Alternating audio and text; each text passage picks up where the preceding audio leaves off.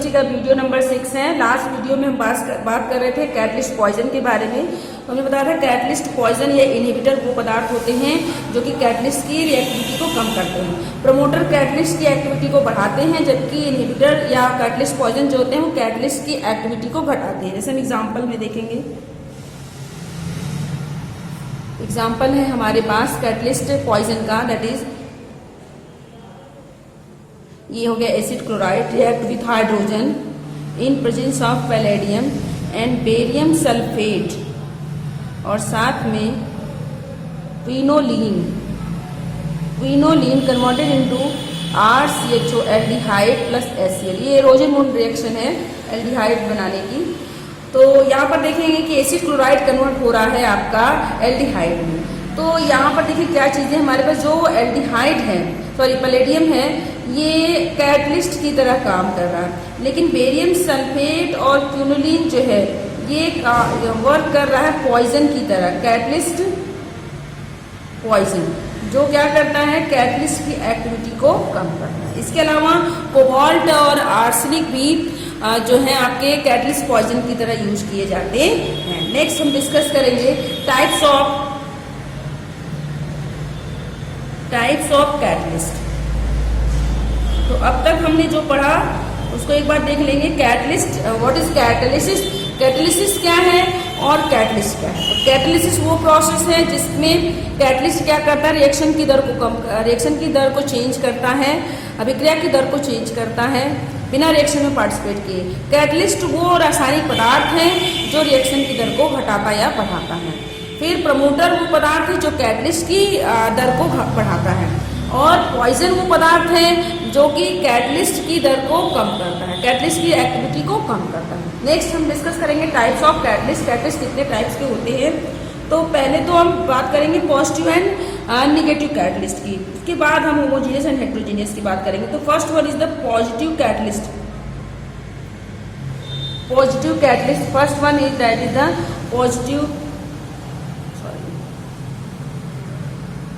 Positive catalyst.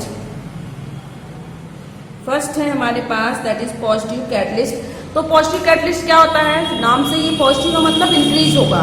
तो ऐसे substance जो कि रिएक्शन की दर को बढ़ाते हैं। तो the substance which increase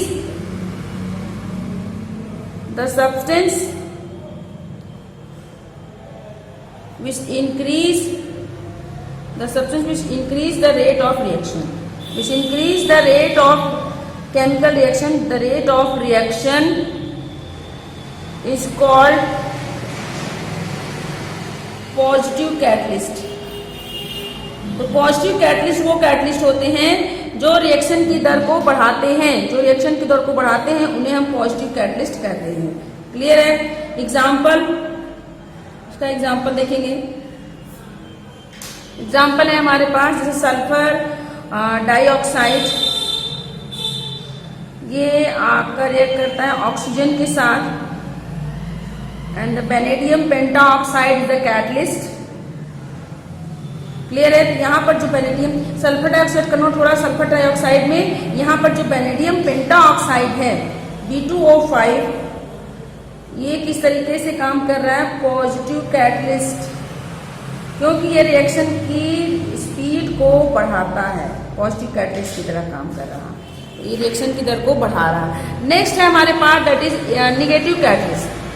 next one that is second one, this is the negative catalyst. Negative catalyst क्या होता है, निगेटिव कैटलिस्ट वो पदार्थ होंगे जो रिएक्शन की दर को कम करते हैं। तो द सब्सटेंस, क्योंकि हमने कहा कि कैटलिस्ट जो है रिएक्शन की दर को बढ़ा भी सकता है और घटा भी सकता है। The substance which decrease the rate of reaction is called negative catalyst, तो निगेटिव कैटलिस्ट वो पदार्थ होते हैं जो रिएक्शन की दर को, रिएक्शन की स्पीड को कम करते हैं, डिक्रीज करते हैं, उसे हम निगेटिव कैटलिस्ट कहते हैं। एग्जाम्पल, यहाँ पर हम एग्जाम्पल देख सकते हैं कि जो रिएक्शन की दर को कम करते हैं उसे हम क्या बोलते हैं, निगेटिव कैटलिस्ट, जो रिएक्शन की दर को कम कर रहे हैं। जैसे हमारे पास एग्जाम्पल है H2O2 हाइड्रोजन पर ऑक्साइड। हाइड्रोजन पर ऑक्साइड जो है, ये हाइड्रोजन पर ऑक्साइड कन्वर्ट होता है H2O प्लस O2 में। ये कन्वर्ट हो जाता है, डिकम्पोज जाता है H2O और O2 में इन presence of phosphoric acid, in presence of phosphoric acid या एसिटिलाइड। तो फॉस्फोरिक एसिड क्लियर है, फॉस्फोरिक एसिड के प्रेजेंस में। तो यहाँ पर जो फॉस्फोरिक एसिड है, फॉस्फोरिक एसिड जो है वो बिहेव लाइक निगेटिव कैटलिस्ट। ये यहाँ पर निगेटिव कैटलिस्ट की तरह काम कर रहा है। निगेटिव कैटलिस्ट क्यों? क्योंकि रिएक्शन की स्पीड को कम करता है, डिक्रीज करता है, और पॉजिटिव कैटलिस्ट होता है रिएक्शन की स्पीड को बढ़ाता है। नेक्स्ट हम बात करेंगे जो मेन हमारा टाइप्स है, that is homogeneous catalyst and heterogeneous catalyst. तो क्लासिफाइड किया गया है कैटलिस्ट को दो कैटेगरी में मेनली। तो मेन जो हमारा कैटलिसिस का टाइप्स है, टाइप्स ऑफ कैटालिसिस या टाइप्स ऑफ कैटलिस्ट। तो types of catalysis, first one है होमोजीनियस कैटालिसिस। तो होमोजीनियस कैटालिसिस, होमो से मतलब है एक समान, एक जैसे, सबके सब एक फेज में हो। तो कहने का सिंपल सा मतलब है कि when reactant product catalyst they all are in single phase, सबके सब एक फेज में है। When catalyst homogeneously mixed with the reactant form a single phase is called homogeneous, and the type of catalysis is called homogeneous catalysis. When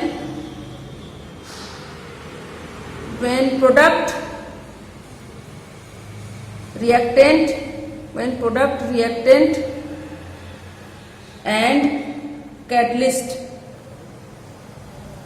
all are in same phase, clear, all are in same phase, it is said to be homogeneous. It is said to be homogeneous, and this type of catalysis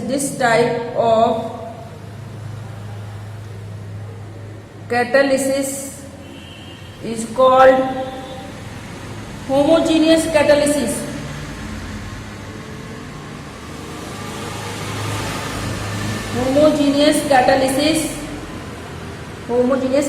And this catalyst is called homogeneous catalyst.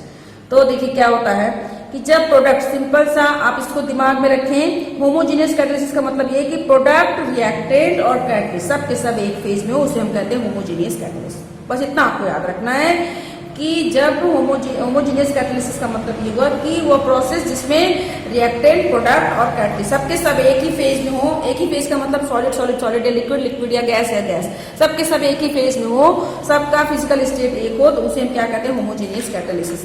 Example से देखेंगे इसको। तो ये हमारे पास example में आप देखिए, जैसे सल्फर डाइऑक्साइड 2SO2, ये गैसियस फेज में, plus oxygen, this is also in gaseous phase, और ये हो गया NO, ये भी गैसियस फेज, कन्वर्ट हो रहा है SO3 गैसियस फेज। तो आप इसको देख करके यहाँ इसमें एक रिएक्शन में दिया होगा, ये देखिए रिएक्टेंट भी गैस में है, प्रोडक्ट भी गैस में है, और आपका कैटलिस्ट भी गैस में, सबके सब गैसियस फेज में है। इसका मतलब ये क्या है? आपका होमोजीनियस कैटालिसिस है। तो नेक्स्ट है दूसरा, second, that is heterogeneous catalysis. Heterogeneous catalysis में क्या होगा? देखिए हेट्रोजीनियस कैटलिस्ट में रिएक्टेंट, प्रोडक्ट और जो है आपके कैटलिस्ट सब एक फेज में नहीं है। रिएक्टेंट, प्रोडक्ट सेम फेज में हो सकते हैं, बट कैटलिस्ट का जो फेज होगा वो डिफरेंट होगा। तो when reactant, product and catalyst all are not in same phase, all are not in same phase, सबके सब एक ही फेज में ना हो, सब एक फेज में ना हो, तो इस तरह के this type of catalysis is called heterogeneous catalysis. Clear है? तो और एक चीज दिमाग में रखेंगे कि हेट्रोजीनियस कैटालिसिस में पहली बात तो इसको क्लियर रखें कि रिएक्टेंट, प्रोडक्ट और कैटलिस्ट सबके सब एक फेज में नहीं होंगे, उनके फेज अलग होंगे, तो आपके हेट्रोजीनियस कैटालिसिस। बट एक चीज यहाँ पर हो सकती है कि रिएक्टेंट और प्रोडक्ट की फेज सेम हो, ये सेम फेज हो सकते हैं, but catalyst in different phase, but catalyst का फेज जो होगा वो डिफरेंट होगा, कैटलिस्ट की फिजिकल स्टेट डिफरेंट होगा। जैसे एग्जांपल को देखते हैं हम, एग्जांपल से क्लियर होगा। तो कैटलिस्ट के फेज पर ही डिपेंड है होमोजीनियस और हेट्रोजीनियस कैटालिसिस। तो हेट्रोजीनियस कैटालिसिस का एग्जांपल हम देखेंगे, that is 2SO2 sulphur dioxide जो गैसियस स्टेट में, plus oxygen, it is also in gaseous state, but vanadium pentoxide that is in solid phase converted into sulphur trioxide, it is also in gaseous phase. तो यहाँ पर आप देख रहे हैं कि रिएक्टेंट और प्रोडक्ट का तो फेज सेम है, बट जो हमारा कैटलिस्ट है इसका फेज डिफरेंट है, that's why it is heterogeneous. तो जब प्रोडक्ट, रिएक्टेंट और कैटलिस्ट सब एक फेज में होंगे तो होमोजीनियस कैटलिस्ट, बट जब रिएक्टेंट प्रोडक्ट तो सेम फेज में हो सकते हैं, नहीं भी हो सकते, बट कैटलिस्ट का फेज डिफरेंट हो तो वो क्या कहलाएगा, आपका हेट्रोजीनियस कैटालिसिस। अब यहाँ पर हम आगे डिस्कस करेंगे मैकेनिज्म ऑफ, थोड़ा सा देख लेंगे कि हेट्रोजीनियस कैटालिसिस या हेट्रोजीनियस कैटलिस्ट किस तरीके से काम करता है। नेक्स्ट है mechanism of, next topic that is mechanism of heterogeneous, क्योंकि ये थोड़ा सा कॉम्प्लिकेटेड होता है, हेमोजीनियस कैटालिसिस में तो इतनी प्रॉब्लम नहीं होती, उतना कॉम्प्लिकेटेड नहीं होता। तो मैकेनिज्म ऑफ हेट्रोजीनियस कैटलिस्ट किस तरीके से काम करता है, इसे हमको देखना है। हेट्रोजीनियस कैटलिस्ट किस तरीके से वर्क करता है, तो हेट्रोजीनियस कैटलिस्ट की मैकेनिज्म को समझाने के लिए, इसको एक्सप्लेन करने के लिए एक थ्योरी है, दैट इज एडजॉर्प्शन थ्योरी। तो देखिए एडजॉर्प्शन अभी हमने अच्छे से पढ़ा है। एडजॉर्प्शन क्या होता है, जब कोई पार्टिकल्स किसी दूसरे पार्टिकल्स के सरफेस पे, यानी का मतलब जब रिएक्शन केवल सरफेस पे हो तो उसे हम एडजॉर्प्शन कहते हैं। तो यहाँ पर भी कैटलिस्ट के सरफेस पर रिएक्टेंट आकर के जुड़ जाए तो उसे हम क्या कहेंगे, वो वही होगा इसमें एडजॉर्प्शन थ्योरी में कि कैटलिस्ट हमारा, और एडजॉर्प्शन में एक चीज थी, देखिए एडजॉर्प्शन पे सरफेस पर रिएक्शन हो रहा था, एडजॉर्प्शन में एडजॉर्बेंट था और एडजॉर्बेंट था, एडजॉर्बेंट सरफेस था और एडजॉर्बेंट उस पर आकर के जुड़ जा रहा था। तो यहाँ पर कैटलिस्ट हमारा एडजॉर्बेंट होगा, कैटलिस्ट क्या होगा, एडजॉर्बेंट होगा, और जो रिएक्टेंट होंगे वो हमारे क्या होंगे, एडजॉर्बेंट होंगे। तो एडजॉर्प्शन थ्योरी को हम अपने अकॉर्डिंग इसको एक्सप्लेन करेंगे। फर्स्ट पहला क्या होगा, जो कैटलिस्ट हैं, कैटलिस्ट के पास जो कैटलिस्ट होते हैं उनके सरफेस पे, सरफेस ऑफ कैटलिस्ट के सरफेस पे फ्री बैलेंसी होती है। फ्री बैलेंसी क्या करती है, ये रिएक्टेंट को साइड प्रोवाइड करती है जहां पर रिएक्टेंट आकर के जुड़ जाते हैं, क्योंकि जब तक कैटलिस्ट के पास अनपेयर्ड इलेक्ट्रॉन नहीं होंगे, फ्री बैलेंसी नहीं होगी, तब तक रिएक्टेंट कहां पर आकर के जुड़ेगा। तो पॉइंट 1, फर्स्ट पॉइंट क्या कहता है adsorption isothermal, on the surface of catalyst, free balances are present. On the surface of catalyst, free balances are present which behave like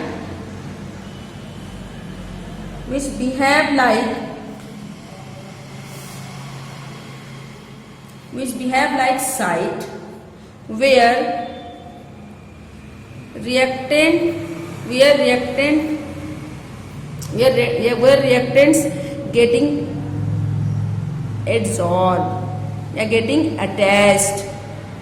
clear है? तो कहने का इसका क्या मतलब होता है कि सरफेस जो होता है, कैटलिस्ट के सरफेस पर फ्री बैलेंसी होती है, कैटलिस्ट के सरफेस पे फ्री बैलेंसी होती है जो कि साइड उस साइड की तरह बिहेव करती है जहां पर रिएक्टेंट आकर के जुड़ जाते हैं। पहला एडजॉर्प्शन थ्योरी में सबसे पहले ये कहा गया कि कैटलिस्ट के सरफेस पे वो फ्री बैलेंसी होती है जहां पर, या कैटलिस्ट के सरफेस पे वो साइड उपस्थित होता है जहां पर रिएक्टेंट आकर के अटैच हो जाते।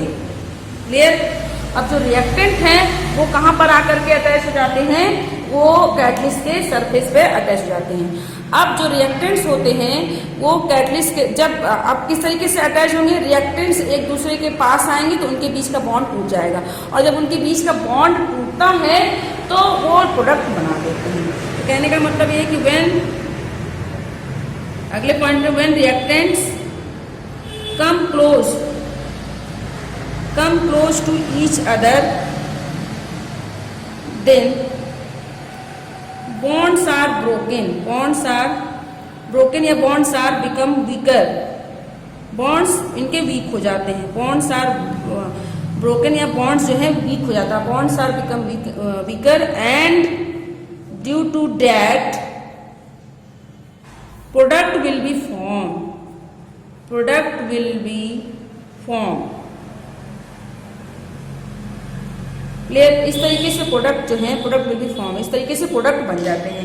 तो रिएक्टेंट्स आप एक दूसरे के पास आते हैं और जिसकी वजह से उनके बीच का बॉन्ड वीक हो जाता है और वो प्रोडक्ट बना लेते हैं। क्लियर है? तो एडजॉर्प्शन थ्योरी में एक चीज यहाँ पर क्लियर रखेंगे कि कैटलिस्ट जो है, कैटलिस्ट किसकी तरह काम कर रहा है? कैटलिस्ट बिहेव लाइक एडजॉर्बेंट है जो कि सरफेस प्रोवाइड करता है जहां पर आ करके रिएक्टेंट जुड़ जा रहे हैं, और जो रिएक्टेंट है वो क्या है हमारा? Reactant that is adsorbate. Reactant क्या है हमारा? दैट इज एडजॉर्बेट, जो कि जाकर के एडजॉर्बेंट पे, कैटलिस्ट पे जाके अटैच हो रहा है। अब इसी एडजॉर्प्शन थ्योरी में, मतलब एडजॉर्प्शन थ्योरी में सिंपल सा ये कहा गया है, कैटलिस्ट सरफेस प्रदान करता है और रिएक्टेंट उस पर जाकर के जुड़ के प्रोडक्ट बना लेता है। बस एडजॉर्प्शन थ्योरी में इतनी सी बात है। लेकिन इसी एडजॉर्प्शन थ्योरी को और अच्छे से एक्सप्लेन किया गया, ये ओल्ड एडजॉर्प्शन थ्योरी थी, इसको और अच्छे से एक्सप्लेन करने के लिए इसी को मॉडिफाई करके दूसरी थ्योरी आई, जिसको हम कहते हैं modern adsorption theory. Modern adsorption theory, तो देखिए थोड़ा सा इसमें मैनिपुलेट कर दिया गया, थोड़ा सा इसको मॉडिफाई कर दिया गया, मॉडर्न एडजॉर्प्शन थ्योरी।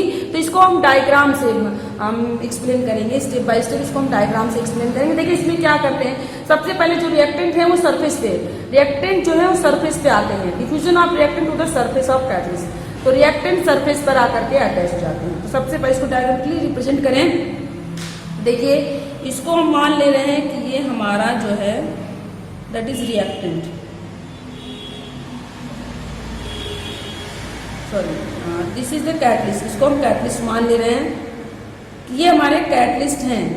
ये क्या है हमारा? इसको हमने मान लिया कि कैटलिस्ट हैं जिनके पास फ्री बैलेंसी है, और साथ में ये हमने क्या ले लिया?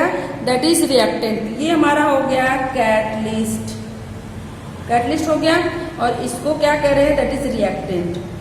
अब कैटलिस्ट के पास क्या होगी? फ्री बैलेंसी होगी। कैटलिस्ट के सरफेस पे क्या होगी? Free valency.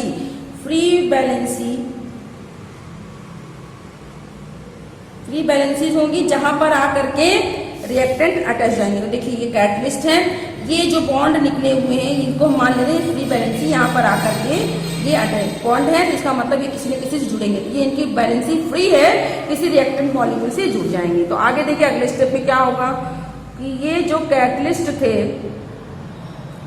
और इनकी जो फ्री बैलेंसी है वहां पर आकर के रिएक्टेंट जो है वो जुड़ जा रहे हैं, वहां पर आकर के रिएक्टेंट जुड़ गए। तो रिएक्टेंट आपको जुड़ गए यहाँ पर A, और यहाँ पर क्या जुड़ गया? B। यहाँ पर A जुड़ा और यहाँ पर B जुड़ गया। तो पहले क्या हुआ? कैटलिस्ट के फ्री बैलेंसी पर रिएक्टेंट आए और वो कैटलिस्ट के साथ जुड़ गए तो क्या बना लिया? कैटलिस्ट रिएक्टेंट कॉम्प्लेक्स बना लेता है। अब क्या होता है? अब आगे फिर से बॉन्ड चेंज होगा, थोड़ा सा बॉन्ड आगे फिर से चेंज होगा। तो देखिए क्या बनाएंगे डायग्राम में, आप देखेंगे जब आगे बॉन्ड चेंज होगा तो ये डायग्राम हम इसको यहीं पे दिखा देते हैं ताकि आपको क्लियर रहे। तो इस तरीके से देखिए अब ये रिएक्टेंट आपस में बॉन्ड बना लेंगे, रिएक्टेंट्स जो हैं वो आपस में बॉन्ड बना लेंगे। तो यहाँ पर क्या होगा, दैट इज यहाँ पर क्या था A और यहाँ पर क्या था B। अभी तो ये फ्री थे बट इन्होंने आपस में क्या कर लिया, बॉन्ड बना लिया। A और B के बीच में बॉन्ड बन गया, A और B के बीच में बॉन्ड, ये बॉन्ड फॉर्म कर लेते हैं, फॉर्मेशन ऑफ बॉन्ड, इनके बीच में बॉन्ड बन जा रहा, केमिकल चेंज हो रहा तो बॉन्ड बन जा रहा। अब इसी के आगे देखिए अब क्या होता है, अब ये फाइनली प्रोडक्ट में, अभी तक एड्जॉर्प्शन हो रहा था, एक चीज क्लियर करेंगे यहाँ पर, अब तक क्या हो रहा था, एड्जॉर्प्शन, अब तक एड्जॉर्प्शन हो रहा था, एड्जॉर्प्शन हो रहा था, इसलिए रिएक्टेंट जो है कैटलिस्ट के सरफेस पे, एड्जॉर्बेंट के सरफेस पे एड्जॉर्बेंट आकर के अटैच जा रहा था। यहाँ पर ये अटैच हो गए, उसके बाद यहाँ पर रिएक्टेंट के बीच में बॉन्ड बन गया। अब अगले स्टेप में क्या होगा, डीजॉर्प्शन, डीजॉर्प्शन होगा तो क्या होगा, कैटलिस्ट अलग और आपका रिएक्टेंट अलग। तो नेक्स्ट हमारा दैट इज डीजॉर्प्शन, क्योंकि हमने बताया है कि डीजॉर्प्शन जो है एड्जॉर्प्शन का उल्टा प्रोसेस होता है।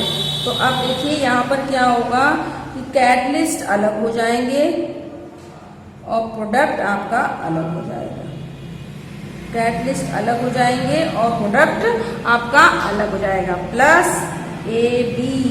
अब डिफरेंस क्या रह गया कि ये क्या हो गया आपका, ये तो कैटलिस्ट ही है और लेकिन ये क्या हो गया, दैट इज प्रोडक्ट। और हमने पहले भी बताया है कि कैटलिस्ट रिएक्शन की स्पीड को बढ़ाते हैं घटाते हैं बट रिएक्शन में भाग नहीं लेते हैं। देखिए जैसे इनका शेप भी चेंज नहीं होता, जैसे है वैसे ही रहेंगे।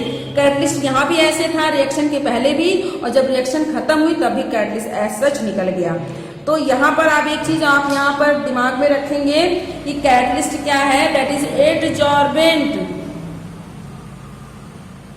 एडजॉर्बेंट की तरह काम कर रहा है और रिएक्टेंट किसकी तरह, एडजॉर्बेंट की तरह काम कर रहा है। तो रिएक्टेंट आकर के कैटलिस्ट के सरफेस पे अटैच हो गया, एडजॉर्प्शन हो गया।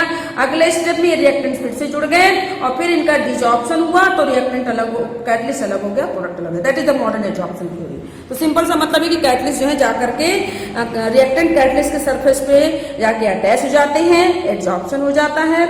उसके बाद एडजॉर्प्शन होने के बाद रिएक्टेंट आपस में जुड़ जाते हैं और लास्ट में डीजॉर्प्शन जब होता है, प्रोसेस रिवर्स चलती है तो प्रोडक्ट अलग हो जाता है और कैटलिस्ट अलग हो जाता है। और इस तरीके से कैटलिस्ट रिएक्शन में पार्टिसिपेट नहीं करता है बट रिएक्शन को बढ़ाता या घटाता है। That is the mechanism of heterogeneous catalyst. इस तरीके से हेट्रोजीनियस कैटलिस्ट को आप देख सकते हैं, हेट्रोजीनियस कैटलिस्ट इस तरीके से काम कर रहा है। नेक्स्ट टॉपिक हमारा होगा कैरेक्टरिस्टिक ऑफ या important feature of catalyst, important feature. Next topic that is important feature, important feature, इसको हम नेक्स्ट वीडियो में डिस्कस करेंगे, इंपॉर्टेंट फीचर ऑफ कैटलिस्ट।